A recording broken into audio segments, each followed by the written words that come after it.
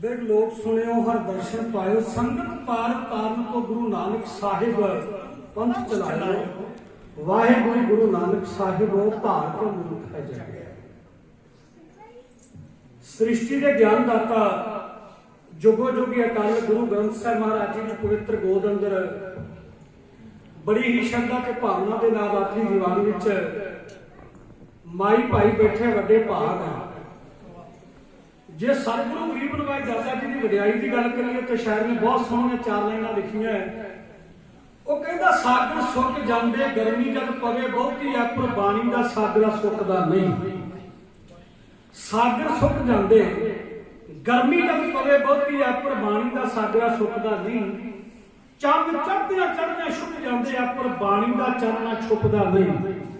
लखां दौलत खजाने ने मुक जांदे आ, लखां दौलत खजाने ने मुक जांदे, पर बाणी रूप भंडार दा मुकदा नहीं। मनोकामना पूरीआं होण सभे बाणी पढ़दियां पाप नेड़े ढुकदा नहीं। सिख जदों बाणी पढ़दा होवे, सिमरन अभ्यास करदा होवे, ओदे नेड़े कोई दुख दलिद्र कोई पाप नहीं आ सकदा। ये ज्ञान दा रवि गुरु ग्रंथ साहिब, ये ज्ञान दा रवि बई किरण किरण किरण जिहदी तकदी हनेरा। ये सचखंडों निकली रूहानी ते लसानी गंगा लहर लहर लहर जिहदी वंडदी सवेरा है। इत्थे नित कोरियां कुवारियां लेख जिंदा नाम दे मजीठे रंग रंग दा रंगेरा है। इत्थे ना कोई तेर मेल वल छल हेर फेर जात पात रहते मनुखता दा डेरा है। सतनाम बोलदे जो तेरा तेरा कह के तोलदे ने। हुण कई बंदे कहते भी गुरु नानक साहब महाराज ने 13 13 कह के तोलिया। 13 नहीं तेरा आ असीं दुनिया वाले कहते हैं कि आ भी मेरा ओ भी मेरा सब कुछ मेरा, पर गुरु नानक साहब महाराज जी कहते तेरा तेरा सब कुछ तेरा। सतनाम बोलदे जो तेरा तेरा कह के बोलदे ने। अकाल दियां मोदियां दा एहो ही मोदी खाना है भाई, जिथों आके झोलियां नूं भर लै जे जग सारा गुरुआं दी जोत अते बाणी दा खजाना। धुर की बाणी आई तन सगली चिंत मटाई। धन श्री गुरु ग्रंथ साहिब महाराज दे पावन चरनां विच एक बार दोवें हत्थ जोड़ो, सीस झुकाओ गुरु साहब जी नूं और गज गज के सारे फतेह दी सांझ करिए जी। वाहिगुरू जी का खालसा, वाहिगुरू जी की फतेह। कल तारण गुरु नानक पहले सतगुरु धन गुरु नानक साहब महाराज दा पावन प्रकाश पुरब कला तुसीं नहीं, कला पंजाब नहीं, हिंदुस्तान नहीं, वर्ल्ड लैवल ते विश्व भर के लोग अज बड़ी श्रद्धा ते भावना मना रहे। जदों मैं तुहाडे नगर अंदर कदम रखिया, असीं इत्थे आए ते 4 चफेरे दीवे जग रहे सी दीपक। ते मैं आउंदियां पुछिया भी भाजी होणां नूं, हरविंदर सिंह होणां नूं, मैं कहा जी अज प्रकाश पुरब की खुशी अंदर है ना? उन्हें आख्या हाँ जी साहिबां दा पावन प्रकाश। ते मैं कहा साडे पिंडां वाले लोग फिर पिछे रह गए। असीं कला दिवाली दे उत्ते जगमग कर दित्ती, पर अज बहुतां नूं चेता भुल गया। मैं कहना बड़ा नगर भागां वाला है, बड़ा नगर कर्मां वाला है। सतनां दा पावन प्रकाश पुरब गुरु दी गोद विच रह के मना रहे। ते इस वेले मेरी घड़ी कहती है 8:30 इन्ने की हो गए बाबा जी। 8:30 बजे ठेकियां अगे डिगे बंदे वेखे जा सकते हैं। 8:30 बजे शहरों में लोग जुआ खेलते वेखे जा सकते। शहरों में लोग मौज मस्ती में लगे वेखे जा सकते हैं। इस वेले पिंडां विच भी इसे तरह। पर वेखो खालसा जी तुहाडे उत्ते कितनी वड्डी बख्शिश है कि तुसीं गुरु नानक पातशाह की पवित्र गोद विच बैठे हो। ये वड्डे भाग ये सारे नहीं हो सकता। ऐसा विरले विरलियां उत्ते कृपा हुई है, जिन्हां उत्ते गुरु नानक साहब महाराज उठे, जिन्हां उत्ते कृपा बख्शिश हुई, वाहिगुरू दी नजरे रहमत हुई, उन्हां धीआं ते पुत्रां नूं आवाज मारी है गुरु ग्रंथ साहब ने कि मैं तुहाडा भला करना है। महाराज सच्चे पातशाह ने तुहाडे बहाने नाल साडा भी पार उतारा करना है। ते तुसां दर्शन दीदारे करने वास्ते मौका बख्शिश कीता। मैं सारी संगत नूं अपने जत्थे वल्लों गुरु नानक साहब महाराज के पावन प्रकाश पुरब की खुशी अंदर लख लख वार बधाई देना जी। प्रवान करो आखो सतनाम वाहिगुरू। सारी संगत की चढ़ती कला लई, प्रबंधकां की चढ़ती कला लई जयकारा रणजीत सिंह लावेगा। नाल ही बधाई जयकारे भी जी एक गूंज पाओ चढ़ती कला के नाल। और इस तरह ही गुरु साहब ने बख्शिश की 1.5 घंटे वास्ते तुहाडी सेवा विच हाज़री भर के फिर खिमा मंगांगे। बधाई प्रबंधकां नूं ते गुरु की संगत नूं। जयकारे विच मेरा साथी रणजीत सिंह दे बोले।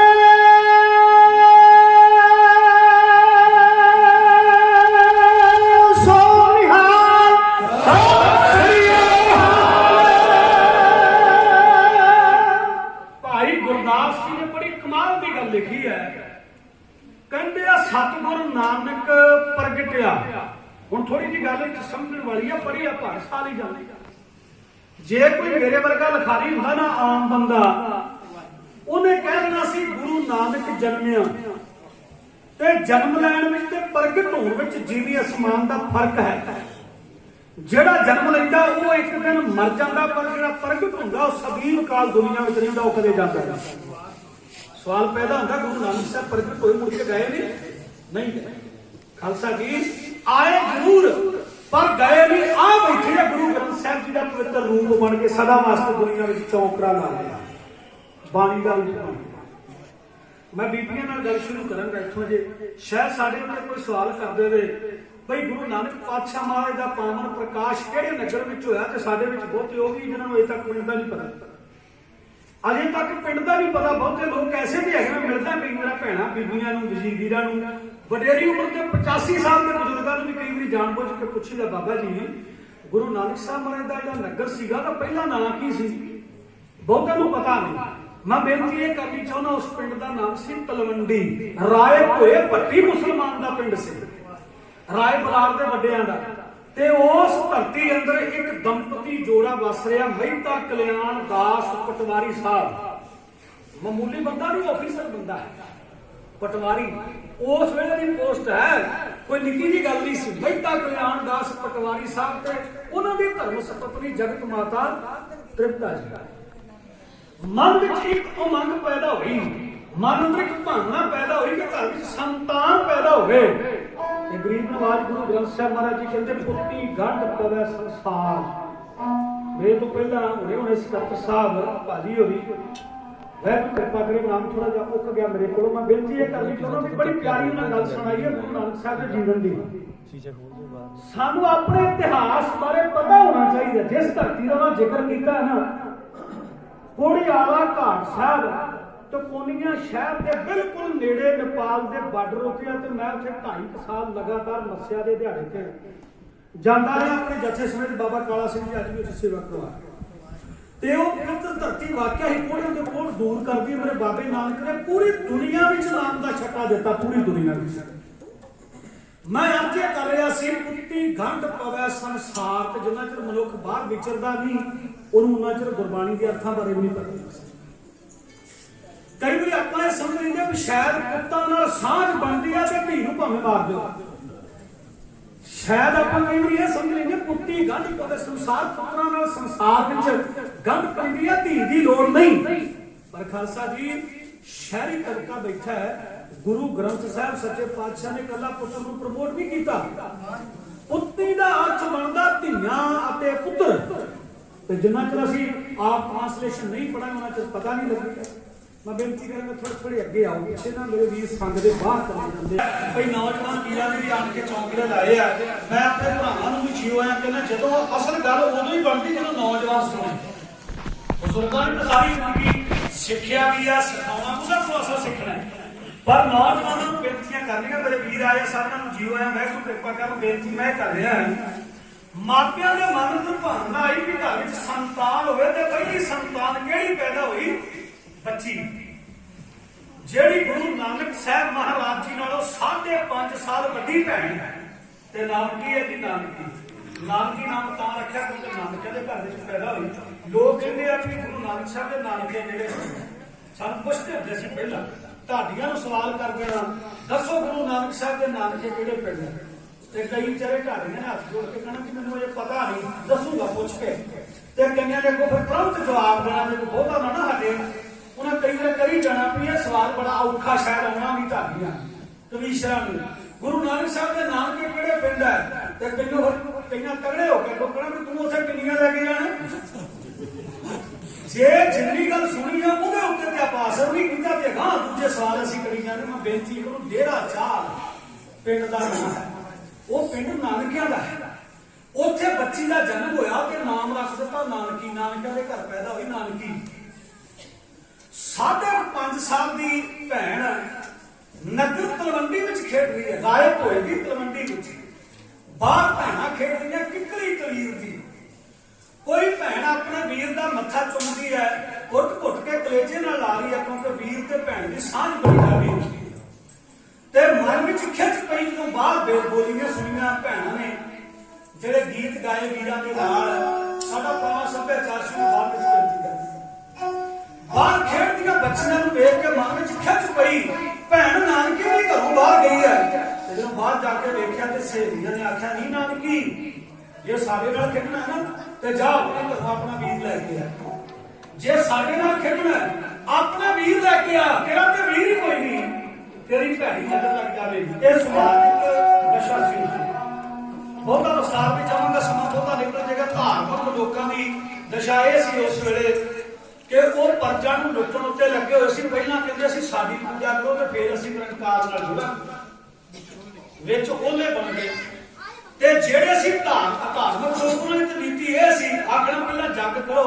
ਤੇ ਜੋ ਜੱਗ ਕਰਨ ਲੱਗਣਾ ਤੇ ਆਖਣਾ ਜੱਗ ਤਾਂ ਸੰਪੂਰਨ ਹੋਵੇਗਾ ਜੇ ਪੁੱਤਰ ਦੀ ਬਲੀ ਦਿਓ ਹੁਣ ਪੁੱਤਰ ਦੀ ਬਲੀ ਦੇਵੇ ਕਿਹੜਾ ਜੱਗ ਸੰਪੂਰਨ ਕਿਵੇਂ ਹੋਵੇਗਾ ਜਿਹਦੇ ਬਦਲੇ ਜੱਗ ਕਰ ਰਹੇ ਉਹਦੀ ਤੇ ਬਲੀ ਮੰਗ ਲਈ ਤੇ ਜੱਗ ਕਾਹਦੇ ਵਾਸਤੇ ਸੰਪੂਰਨ ਕਰ ਤੇ ਰਾਜਨੀਤਿਕ ਲੋਕਾਂ ਦੀ ਦਸ਼ਾ ਕੀ ਸੀ ਰਾਜੇਸ਼ੀ ਮਕਤਬ ਕੁੱਤੇ ਜਾਇਜ਼ ਗਾਇਨ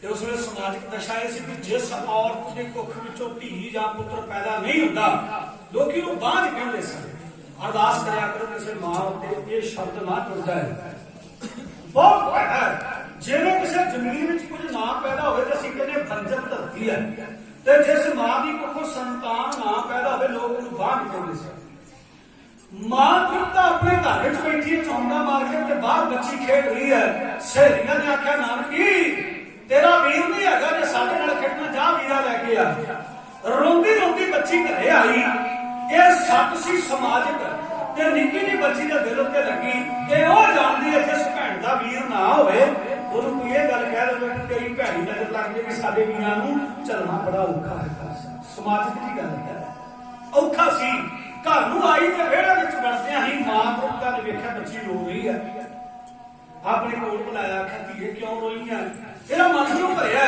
ਤੇ ਛੋਟੀ ਜਿਹੀ ਬੱਚੀ ਨੇ ਹੌਕਾ ਲੈ ਕੇ ਆਖਿਆ ਮਾਂ ਮੇਰਾ ਵੀਰਾ ਕਦੋਂ ਆਵੇਗਾ ਰੱਬ ਨੇ ਮੇਰਾ ਸੋਹਣਾ ਵੀਰ ਕਦੋਂ ਭੇਜਣਾ ਹੈ ਜਦੋਂ ਭੈਣ ਨਾਨਕੀ ਨੇ ਇਹ ਗੱਲ ਕਹੀ ਤੇ ਮਾਂ ਤ੍ਰਿਪਤਾ ਨੂੰ ਸਮਝਣ ਵਿੱਚ ਦੇਰ ਨਾ ਲੱਗੀ ਕਿ ਬੱਚੀ ਦੇ ਅੰਦਰ ਦੁੱਖ ਕਿਹੜਾ ਹੈ ਇਹਦੇ ਅੰਦਰ ਦਰਦ ਕੀ ਜਾਗ ਪਿਆ ਮਾਂ ਤ੍ਰਿਪਤਾ ਨੇ ਇਹ ਨਹੀਂ ਕਿਹਾ ਵੀ ਚੱਲ ਕਿਸੇ ਸਾਧ ਪਖੰਡੀ ਕੋਲ ਜਾਈਏ ਉੱਥੋਂ ਲਿਆਵਾਂਗੇ ਸਵਾਹ ਦੀ ਕੁੜੀ ਤੇ ਸਿਰ ਵਿੱਚ ਪਾਵਾਂਗੇ ਵਿੱਚੋਂ ਕਾਕਾ ਲੱਭ ਜੂਗਾ ਮੇਰੀ ਗੱਲ ਥੋੜਾ ਧਿਆਨ ਰੱਖੋ ਅੱਜ ਅਸੀਂ ਬੰਦਿਆਂ ਦੀ ਓਟ ਲੈਣ ਲੱਗੇ ਗੁਰੂ ਗ੍ਰੰਥ ਸਾਹਿਬ ਜੀ ਨੂੰ ਛੱਡ ਬੈਠੇ ਆ ਥਾਂ ਥਾਂ ਜਿਹੜੀ ਬੇਅਦਬੀ ਹੋਈ ਪਿੱਛਾ ਭਟਕ ਨਾ ਜਾਵਾਂ ਫਿਰ ਉੱਥੇ ਆਉਂਗਾ ਇਹ ਵੀ ਇੱਕ ਕਾਰਨ ਹੈ ਕਿ ਅਸੀਂ ਕੈਮਰੇ ਤੇ ਲਾ ਦੇ ਪਰ ਗੁਰਦੁਆਰੇ ਨਹੀਂ ਹੁੰਦੇ ਕੈਮਰਾ ਕਿਸੇ ਨੂੰ ਕੈਚ ਕਰ ਸਕਦਾ ਫੋਟੋ ਲਾ ਸਕਦਾ ਵੀਡੀਓ ਬਣਾ ਸਕਦਾ ਪਰ ਕਿਸੇ ਬੰਦੇ ਨੂੰ ਬਾਹਰ ਨਹੀਂ ਫੜ ਸਕਦਾ ਵੀ ਤੂੰ ਕੀ ਕਰਨਾ ਇਹ ਵੀ ਇੱਕ ਕਮੀ ਹੈ ਦੂਜਾ ਬੇਅਦਬੀ ਦਾ ਕਾਰਨ ਇਹ ਆ ਵੀ ਅਸੀਂ ਬੰਦਿਆਂ ਦੀ ਓਟ ਲੈਣ ਲੱਗ ਪਏ ਆ ਇੱਥੇ ਗੁਰੂ ਗ੍ਰੰਥ ਸਾਹਿਬ ਦੀ ਸ਼ਰਨ ਵਿੱਚ ਆਈਏ ਦਿਨੇ ਰਾਤ ਸੰਗਤ ਆਉਂਦਿਆਂ ਜਾਂਦਿਆਂ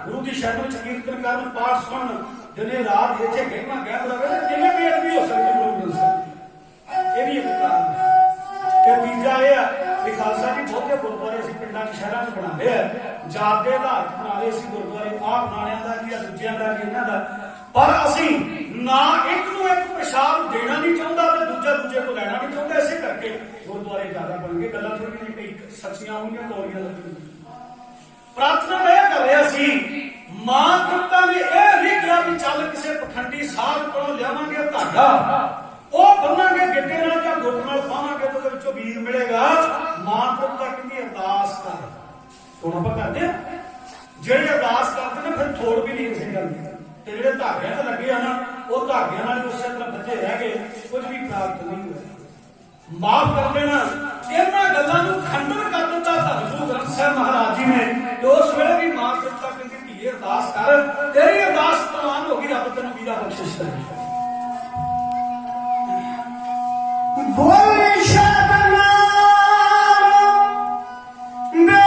ਬੇਸ਼ੱਕ ਹੋਵੇ ਮਿੱਠੀ ਜੀਓ ਜੀਓ ਜੀ ਬੋਲੀ ਸ਼ਬਦ ਨਾਲੋਂ ਬੇਸ਼ੱਕ ਹੋਵੇ ਮਿੱਠੀ ਤੇ ਰੂਪ ਰੱਬ ਨੇ ਦਿੱਤਾ ਕਮਾਲ ਹੋਵੇ ਉਹ ਸਭ ਸੁਗਣ ਸਿਆਣੀ ਕਮਾਊਵਾ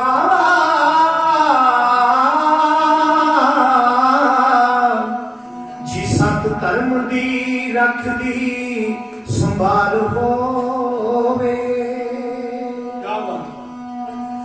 ਜਿਹਨੂੰ ਸ਼ਾਂਤੀ ਹੋਵੇ ਮਿਲ ਜਾਂਦੀ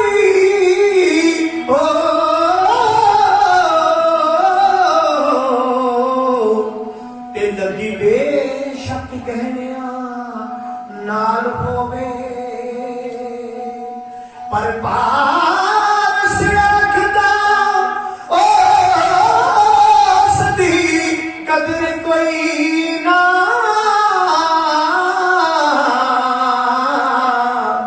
ਉਹ ਜਿਨ੍ਹਾਂ ਗੋਦ ਵਿੱਚ ਖੇਡਦਾ ਲਾਲ ਹੋਵੇ ਉਹ ਜਿਨ੍ਹਾਂ ਗੋਦ ਵਿੱਚ ਖੇਡਦਾ ਲਾਲ ਹੋਵੇ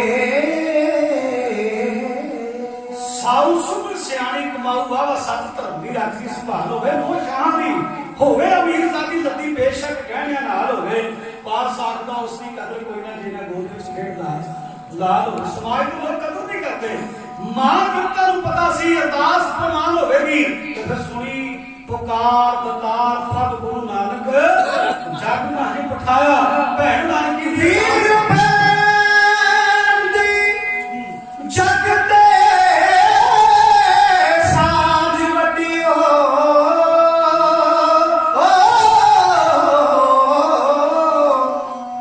ਤੇ ਵੀਰ ਭੈਣਾਂ ਦੀ ਠੰਡੜੀ ਸ਼ਾਨ ਕੋ ਉਹ ਜਿਸ ਭੈਣ ਦਾ ਕੋਈ ਨਾ ਵੀਰ ਹੋਵੇ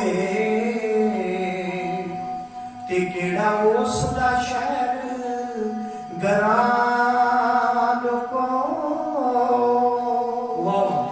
ਸਾਰਾ ਜਗ ਬੇਸ਼ੱਕ ਵਸੇ ਖੇਡਾ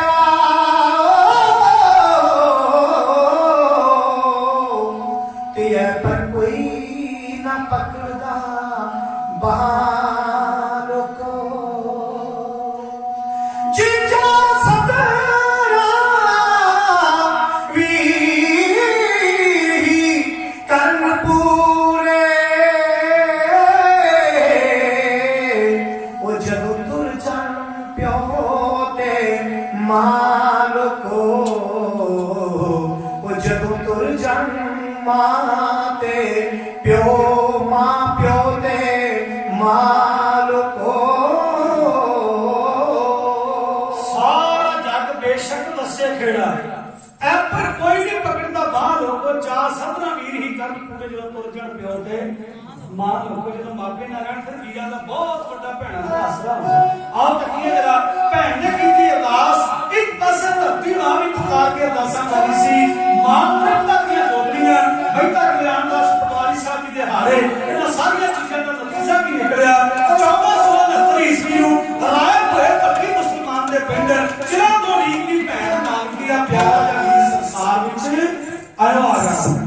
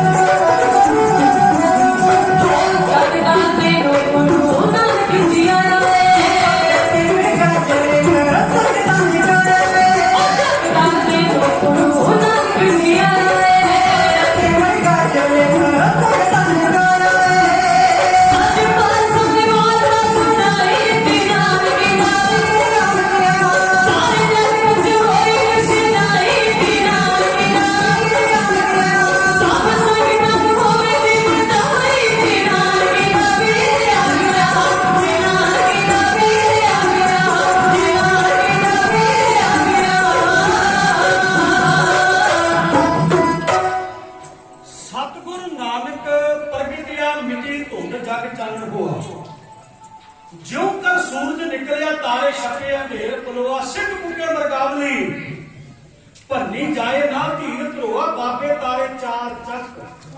ਅਸੀਂ ਇਟਲੀ ਚ ਗਾਈਏ ਤੇ ਮੁੰਡਾ ਇੱਕ ਕਹਿੰਦਾ ਕਿ ਸਾਡੇ ਦੇਸ਼ ਨੂੰ ਵੀ ਤਾਰਿਆ ਬਾਬੇ ਨਾਨਕ। ਮੈਂ ਕਿਹਾ ਸੱਜਣਾ ਜੇ ਤੇ ਤੇਰਾ ਦੇਸ਼ ਹੁੰਦਾ ਚਾਰ ਚੱਕਾਂ ਚ, ਫਿਰ ਤੇ ਗੁਰੂ ਨਾਨਕ ਸਾਹਿਬ ਨੇ ਤੇਰੇ ਦੇਸ਼ ਉੱਤੇ ਵੀ ਕਿਰਪਾ ਕੀਤੀ ਹੈ, ਤੇ ਜੇ ਤੂੰ ਚਾਰ ਚੱਕਾਂ ਚੋਂ ਬਾਹਰ ਆ ਤਾਂ ਫਿਰ ਅਸੀਂ ਕੁਝ ਨਹੀਂ ਕਹਿ ਸਕਦੇ। ਬਾਬੇ ਤਾਰੇ ਚਾਰ ਚੱਕ, ਨੌ ਖੰਡ ਪ੍ਰਿਥਵੀ ਸੱਚਾ ਧੋਆ, ਘਰ ਘਰ ਅੰਦਰ ਧਰਮਸਾਲ, ਆ ਧਰਮਸਾਲ ਕਾਇਮ ਕੀਤੀ।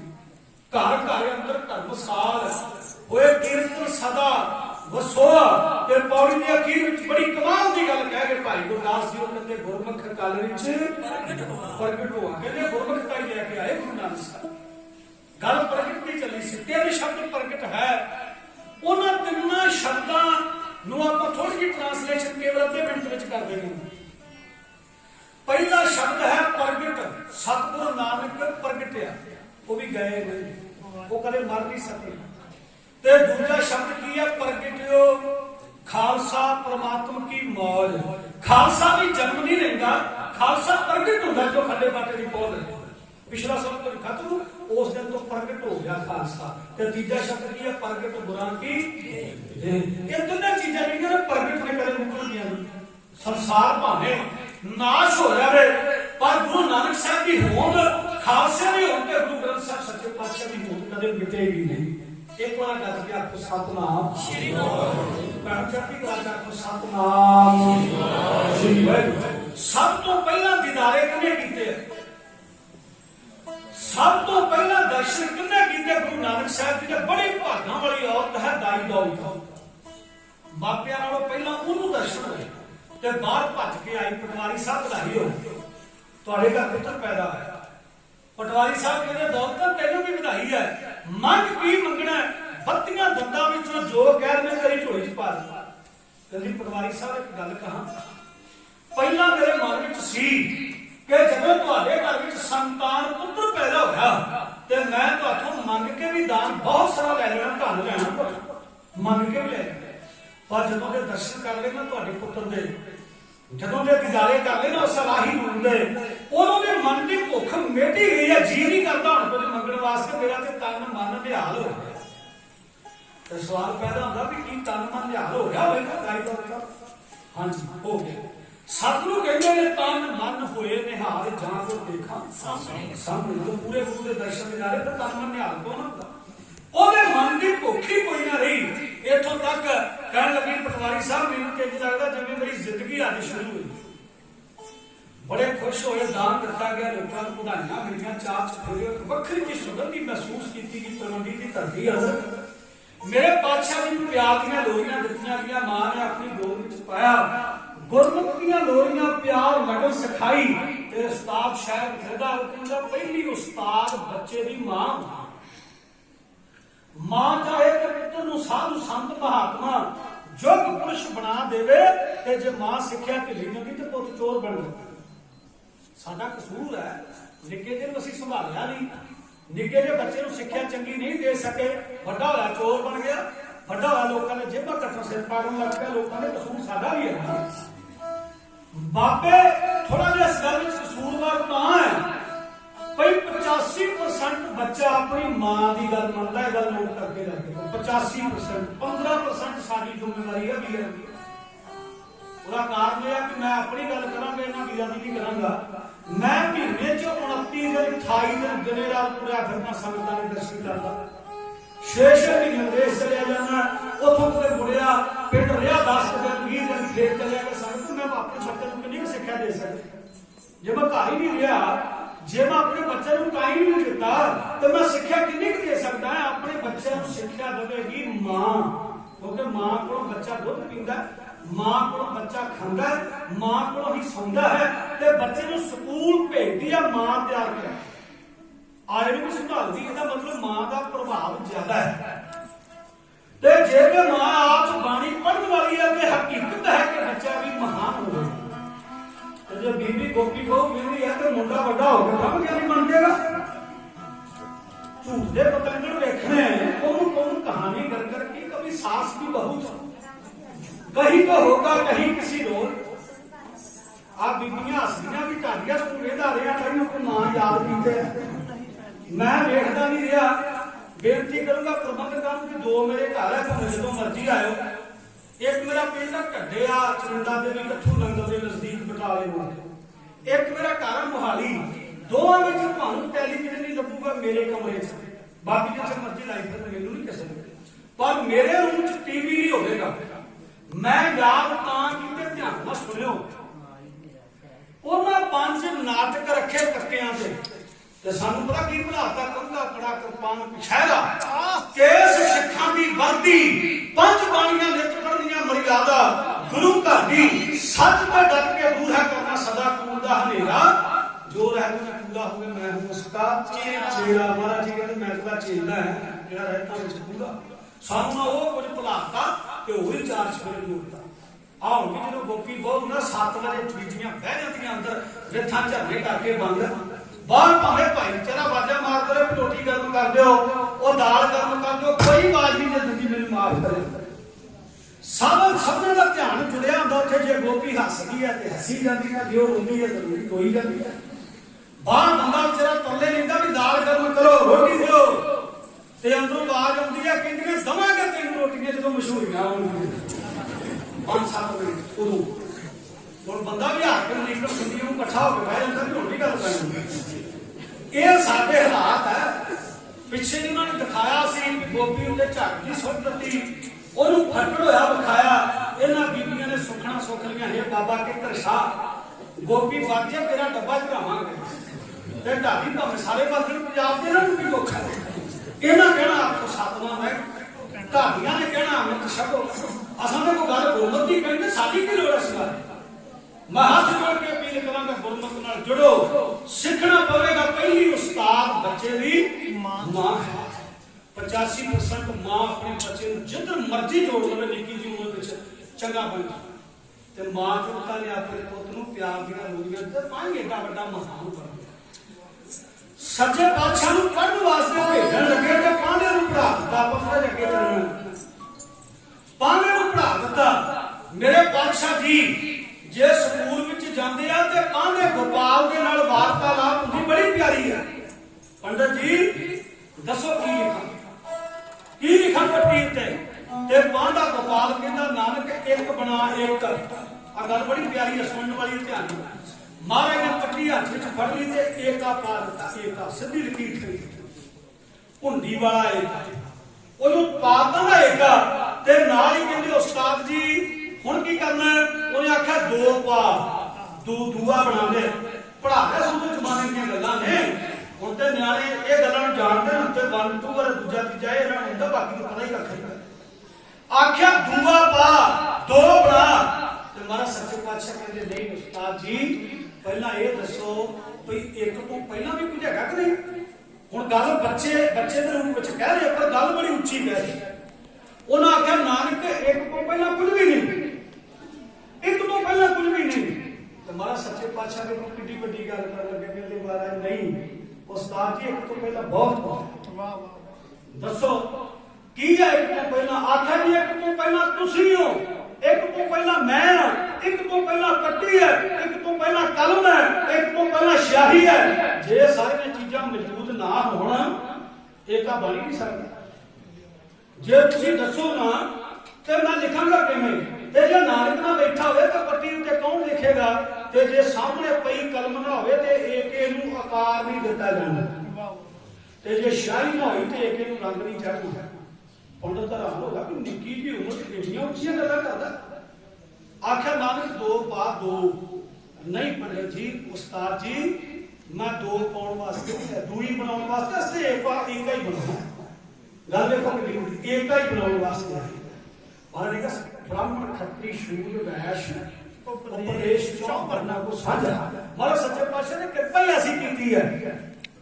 पंडित आया कहंदा पटवारी साहब तुहाडा बच्चा जिहड़ा धोतर गांव पढ़िया मैं नहीं पढ़ा सकदा, मछलियां चारन वास्ते भेजिया वांभा आ गया। महाराज सच्चे पातशाह जी कहण लगे पिताजी कोई होर कारज ते फिर पटवारी साहब ने 20 मोहरां वाली थैली जिहड़ी सी ना वो रख दित्ती हत्थ। ਇਹ ਅਸੀਂ ਹਿਲਾਕਾਂ ਦਾ ਸੁਣਾਂਗੇ ਸਾਰੇ ਨਿਆਣਿਆਂ ਨੂੰ ਪਤਾ ਲੱਗ ਗਿਆ ਵੀ 20 ਰੁਪਏ ਦਾ ਸੌਦਾ ਕੀਤਾ। ਇਹਦੇ ਚ ਇੱਕ ਭੇਦ ਛੁਪਿਆ ਹੋਇਆ ਨਿੱਕਾ ਜਿਹਾ। ਉਹ ਇਹ ਛੁਪਿਆ ਹੋਇਆ ਭੇਦ ਵੀ ਪਿਤਾ ਨੇ ਕਿਹਾ ਉਹ ਸੌਦਾ ਕਰੀ ਜਿਹਦੇ ਵਿੱਚ ਵਾਧਾ ਹੋਵੇ, ਸੌਦਾ ਉਹ ਕਰੀ ਜਿਹੜਾ ਵਾਧਾ ਫੁੱਲਦਾ ਰਵੇ। ਨਾਨਕ ਇਹ 20 ਰੁਪਏ ਬੜੀ ਵੱਡੀ ਰਕਮ ਹੈ। 20 ਮੋਹਰਾਂ, ਆ 20 ਦਾ ਨੋਟ ਨਹੀਂ ਸੀ, 20 ਮੋਹਰਾਂ ਇੱਕ ਪੌਲੀ ਢੇਲੀ ਕਰ ਕਰਕੇ ਟਕਾ ਟਕਾ ਕਰਕੇ ਜੋੜਿਆ। ਇਹ ਲੈ ਜਾ 20 ਮੋਹਰਾਂ। ਤੇ ਮੈਂ ਹੈਰਾਨ ਹੁੰਦਾ ਵੀ ਉਦੋਂ ਦੇ 20 ਰੁਪਏ ਅੱਜ ਦੇ 2 ਲੱਖ ਰੁਪਏ ਵਰਗੇ ਆ। ਅੱਜ ਪੈਸੇ ਦੀ ਕੀਮਤ ਨਹੀਂ, ਨਿਆਣੇ ਨੂੰ 20 ਰੁਪਏ ਫੜਾਈ ਲੈਂਦਾ ਕਿ ਪੁਰਾਣੇ ਜਾਈਏ ਕਿਸੇ ਦੇ ਘਰ ਵਾਂਢੇ ਆਂਦੇ ਜਾਂਦੇ ਆ, ਅਸੀਂ ਸ਼ਰਮ ਮਹਿਸੂਸ ਕਰਦੇ ਆ। ਕੋਈ ਅਗਲੇ ਦੇ ਬੱਚੇ ਨੂੰ ਜੇ 20 ਰੁਪਏ ਫੜਾਵਾਂਗੇ, ਹੋ ਸਕਦਾ ਕੋਈ ਕਹੇ ਵੀ ਇਹ ਕਿ ਮੈਨੂੰ ਦੇ ਰਹੇ ਹੋ। ਲੈਂਦਾ ਨਹੀਂ ਨਿਆਣਾ, ਅੱਜ ਕੀਮਤ ਨਹੀਂ ਰਹੀ, ਢਾਡੀਆਂ ਨੂੰ ਭਾਵੇਂ ਲੋਕੀ ਦੇ ਦਿੰਦੇ, ਉਹ ਗੱਲ ਵੱਖਰੀ। ਪਰ ਮੈਂ ਬੇਨਤੀ ਇਹ ਕਰ ਰਿਹਾ ਕਿ ਅੱਜ ਕਿਸੇ ਦੇ ਨਿਆਣੇ ਨੂੰ 20 ਰੁਪਏ ਆਪਾਂ ਦਈਏ ਤੇ ਮਾਹੌਲ ਜਿਹਾ ਲੱਗਦਾ, ਪਰ ਉਦੋਂ 20 ਰੁਪਏ ਅੱਜ ਦੇ 2 ਲੱਖ ਰੁਪਏ ਵਰਗੇ। ਆਖਿਆ ਨਾਨਕ ਆਹ ਦੁਕਾਨ ਪਾ, ਸੱਚਾ ਬਣ ਕੇ ਕਰ, ਜਿਹਦੇ ਵਿੱਚ ਵਾਧਾ ਹੋਵੇ। ਜੇ ਤੂੰ ਪੜਿਆ ਨਹੀਂ ਬਹੁਤਾ, ਜੇ ਤੂੰ ਮੱਝਾਂ ਗਾਵਾਂ ਨਹੀਂ ਚਾਰੀਆਂ, ਤੂੰ ਸਾਡੇ ਨਾਲ ਹੋਰ ਨਹੀਂ ਕਰਦਾ, ਹੱਥ ਵਟਾਉਂਦਾ, ਤੇ ਜਾਂ ਫਿਰ ਤੂੰ ਮਰਜ਼ੀ ਕਰ ਲੈ। ਤੇ ਮਹਾਰਾਜ ਤੁਰ ਪਏ ਬਾਲੇ ਸੰਧੂ ਨੂੰ ਲੈ ਕੇ ਨਾਲ। ਪਹਿਲਾ ਲੰਗਰ ਕਿਹੜੇ ਪਿੰਡ 'ਚ ਲੱਗਾ ਸਾਨੂੰ ਨਹੀਂ ਪਤਾ। ਪਹਿਲਾ ਲੰਗਰ ਕਿਹੜੇ ਪਿੰਡ ਵਿੱਚ ਲੱਗਾ ਬਿਰਜਾ ਨੂੰ ਪਤਾ। ਚੂੜਕਾਣੇ ਪਿੰਡ ਵਿੱਚ ਲੱਗਾ। ਅੱਜ ਦੇ ਨੌਜਵਾਨ ਬੈਠੇ ਮੇਰੇ ਵੀਰ ਇਹੋ ਹੀ ਗੱਲਾਂ ਚੇਤੇ ਰੱਖਣ ਵਾਲੇ।